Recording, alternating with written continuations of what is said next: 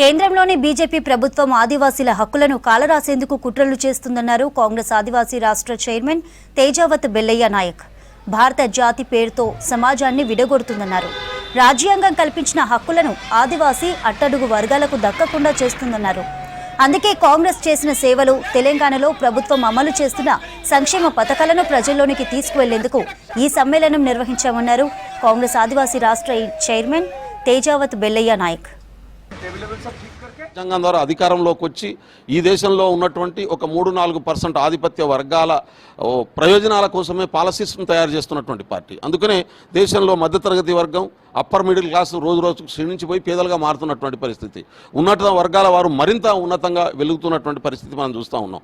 కాబట్టి ఇవాళ SC, ST, BC మైనార్టీలకు, మహిళలకు ఏదైతే దాదాపు 1000 సంవత్సరాలుగా అణచివేతకు గురి చేసినటువంటి సిద్ధాంతం ఇవాళ దానికి ఆదర్శంగా బీజేపీ పనిచేస్తున్నటువంటి పరిస్థితి. దాన్ని డైవర్ట్ చేయడం కోసమే మేమంతా అందరినీ కలుపుకొని తీసుకుపోతున్నాం అనేటటువంటి వాదాన్ని ముందుకు తీసుకొస్తున్నది. కానీ దాని ప్రధాన లక్ష్యం ఈ 11 సంవత్సరాల పాలన తర్వాత ఏ వర్గ ప్రయోజనాల కోసం అయింది అంటే డైరెక్ట్గా 16 లక్షల కోట్లు ఒక 283 మంది పెట్టుబడిదారుల ప్రయోజనం కోసం అయింది.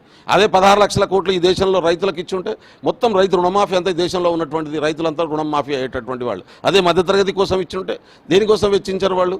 కాబట్టి ఇవాళ మొత్తం రేట్లు సామాన్యునికి పెంచడం, ఉద్యమవాడికి లాభం వచ్చేటట్టు చేయడం, వాళ్ళు దోసుకునేటటువంటి వాతావరణాన్ని క్రియేట్ చేయడం, మాటల్లో జాతీయవాదం చెప్పడం కానీ జాతికి వ్యతిరేకంగా పనిచేయడం. జాతీయవాదం అంటే భారత రాజ్యాంగం, జాతీయం అంటే జాతీయ జెండా.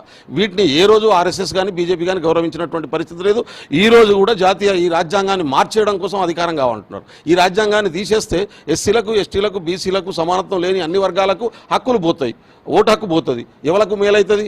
రాజులు, క్షత్రియులు, రాజులు, బ్రాహ్మణులు, ఆధిపత్య వర్గాలు మాత్రమే దేశాన్ని వెళ్ళేటటువంటి పరిస్థితి వస్తుంది.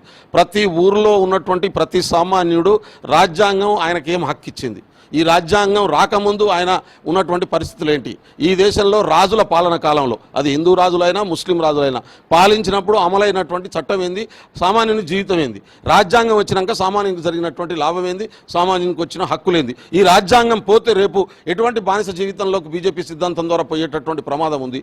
ఇది ఈ దేశంలో ఉన్నటువంటి ప్రతి కుటుంబానికి, ప్రతి వ్యక్తికి మేము చేరవేసేటటువంటి ప్రయత్నం చేస్తున్నాం. తద్వారా ఈ దేశాన్ని కాపాడుకోవడానికి సామాన్య జనం ముందుకు రావాల్సినటువంటి అవసరం ఉంది. కాంగ్రెస్ పార్టీ మాత్రమే సరిపోదు.